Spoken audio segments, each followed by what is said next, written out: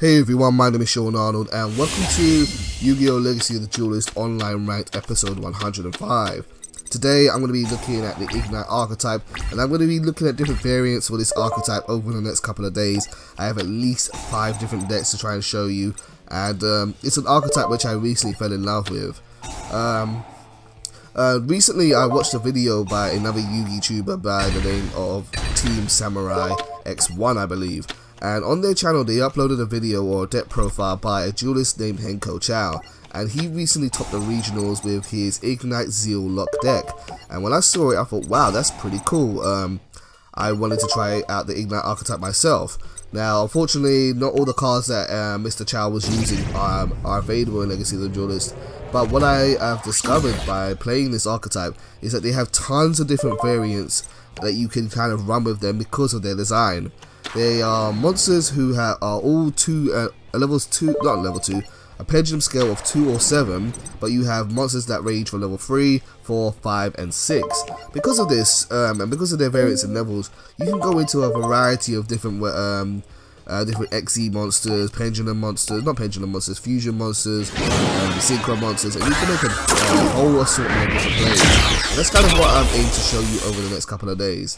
So what you're seeing right now is kind of just like an introductory duel into what the Igknights typically do, and so I've sent a bunch of monsters to my extra deck, and I've brought them back to the field through pendulum summoning, and then I summoned a rank 6 monster, Photon Strike Bouncer, which will negate monster effects during either player's turn. And before I end this turn, I'm going to search out another pair of scales, both being level 6 again, or yes, my level 6s. I've got a 7 scale and a 2 scale, and therefore in my next turn, if I get to a next turn, I should be able to special summon the monsters that are now in my extra deck, which are now sitting there safe and sound. So we're going to go over to Grey Monkey's turn here. Let's see what he's playing. He's going to be careful here.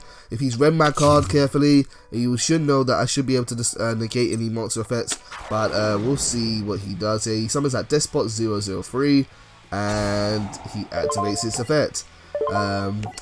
I take it he just didn't read the card. No, you didn't read it!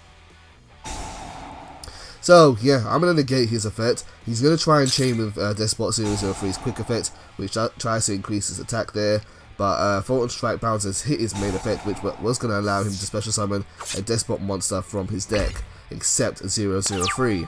So now he's decided to pass over to my turn here, and I've got all the scales I need to keep on summoning. Now what's unique about, or what's great about the Igknight cards is that they can mix so well with other pendulum cards there, and there's so much choice that is available to you if you want to design your own Igknight deck. When I was first doing my first deck, I just didn't know what direction to go.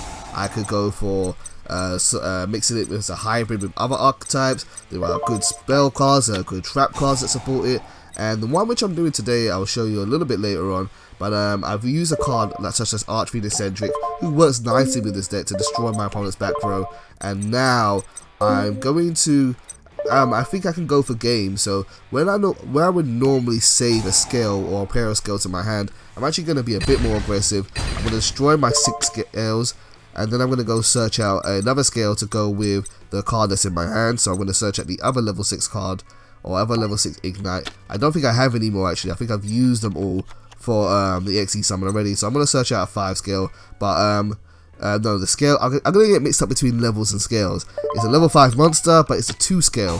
So I'll put down my 2 scale, and I've put down my 7 scale, and now I'm going to be able to special summon a lot of monsters from my extra deck.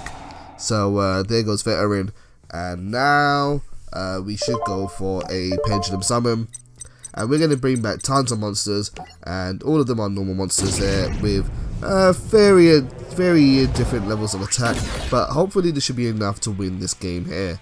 So there goes Igknight Cavalier with 2400 attack. Here comes Igknight Margrave with 1500 attack, and here comes Veteran with 1300 attack. Not high attacks, but they have really big defenses. And there comes Gallant with 2100 attack. I really love the artwork of these cards. The artwork of these knights are pretty badass. They look like mecha warriors, with some with guns, some with swords. Just really awesome cards. I will be explaining what these cards do a little bit more and how they work in the deck build part of today's video, so feel free to go and check out that video if you want to hear a bit more about how Igknights work. But all you need to know is that they're all pendulum monsters, and they all are a 2 or a 7 scale, and they can search each other out quite reliably. So now we are going to attack Grey Monkey. First we're going to use Veteran to attack his Despot. That's going to do 300 damage to him. And then we're going to attack with Margrave for 1500. Cavalier for 24. Gallant for 21, and then Fulton Strike Bouncer for 27, and that will be enough to take this game. They're very good at filling the extra deck. They're very good at searching out scales. They're very good at pendulum summoning, and a lot of people are not prepared for them, particularly in Legacy of the Duelist environment. In fact, I get tons of rage quitters, unfortunately, to this deck here.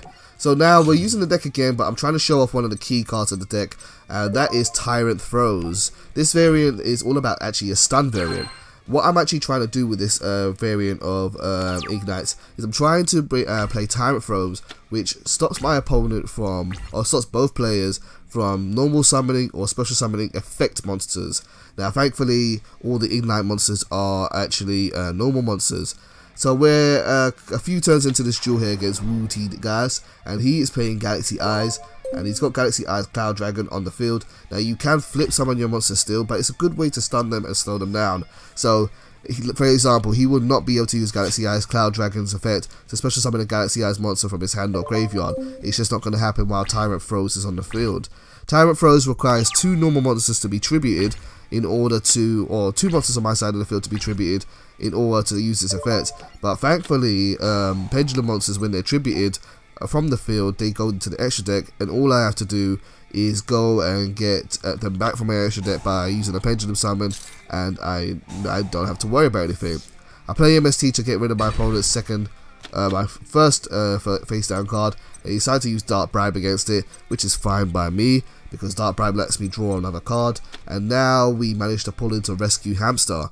So I have an Igknight already on the field, so I'm ready to do a pendulum summon. So I'm going to play Igknight Paladin, and we are going to swarm the field with a bunch of monsters.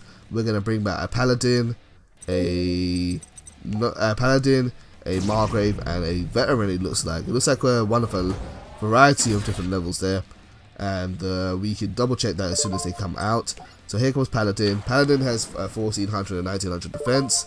Margrave has 2500 defense, and then Veteran has 2700 defense. Won't be the easiest thing for my opponent to get over.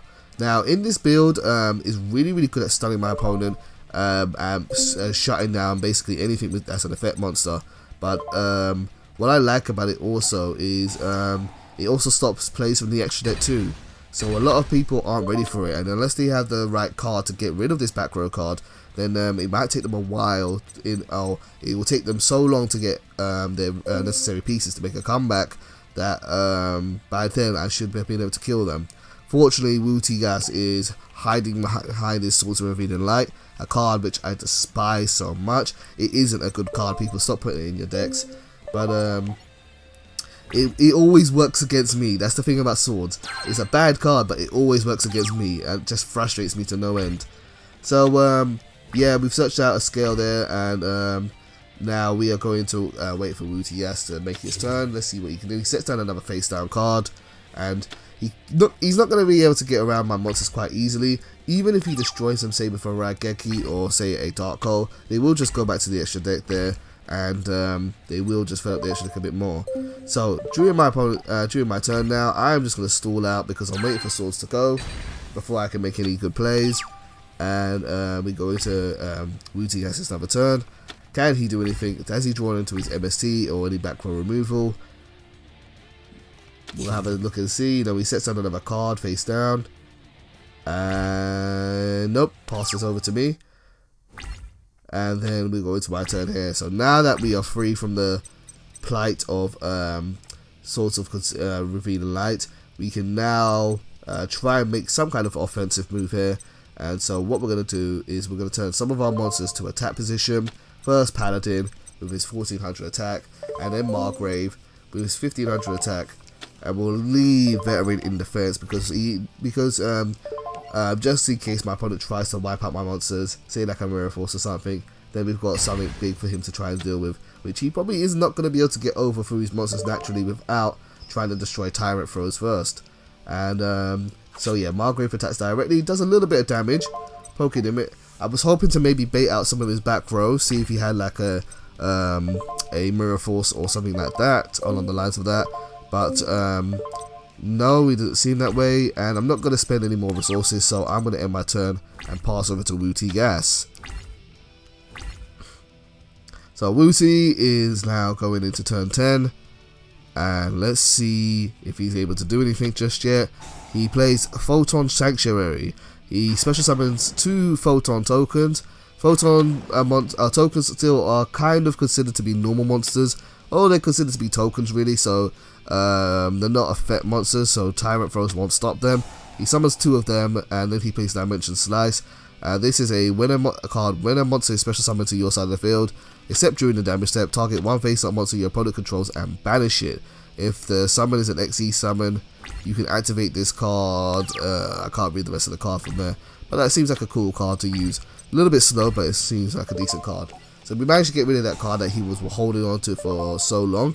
And now we're going to play Summoner's Art to search out another monster. Summoner's Art is a key card for Igknights. It is a good searcher because half of their monsters are level 5 or level 6, and they are all normal monsters, so it works for this. And Summoner's Art is not restricted. It is still at 3, so we can search out a normal monster quite easily. And this just allows me to get any piece of my scale. So I go for the level 5 2 scale monster that I have, and we are now going to try and be a little bit more aggressive, and I think we can kind of maybe go for game here. What I'm going to do first is I'm going to tribute summon out Gallant, see if my opponent tries to make a response. Is he going to play something like Torrential Tribute? No, he's not going to do that, which is fine by me. So now I'm going to play Rescue Hamster. Rescue Hamster has 2 incredibly good effects. Its Pendulum effect, which I'm using right now, allows me to look at my extra deck and pick a monster that is level 5 or lower. And if whichever one I pick, if there are 2 copies of it that are the same, I can add them both to my hand. And so now I added 2 copies of Paladin from my extra deck to my hand, and now I'm going to play Paladin and Templar, the 2 level 4 monsters with a 2 and a 7 scale. And now we are going to go for a Pendulum Summon, and I am going to bring out another Templar. Am I going to go for everything? I could just go for everything. No, we're going to go for just Templar and Cavalier, and we don't want to overplay too much. I want to keep 1 card in my hand just in case things go south and I need to go and search out another scale, which I probably am going to do at the end of this turn. So I play out Cavalier, and then I decided to play Raigeki, only because, I mean, it's tokens and then haven't got 0 defense, but only because I have a feeling that my opponent doesn't really have many answers to the current situation they're in. So I decided to play Raigeki, and I'm going to be a little bit offensive here. I'm going to turn Veteran to attack sometime soon. Oh no, we're going to leave him in defense, and then we're going to go and attack directly. Then this might be enough for game if I'm lucky or not. So 2100 is done directly. Then we do 2400. It's not enough for game actually. No, we're just a little bit less. Kind of wish I did turn Veteran to attack now. Then Templar's going to attack directly, and that's going to leave him with 300 life points left. I'm going to go into main phase 2, pop Igknight Paladin's effect.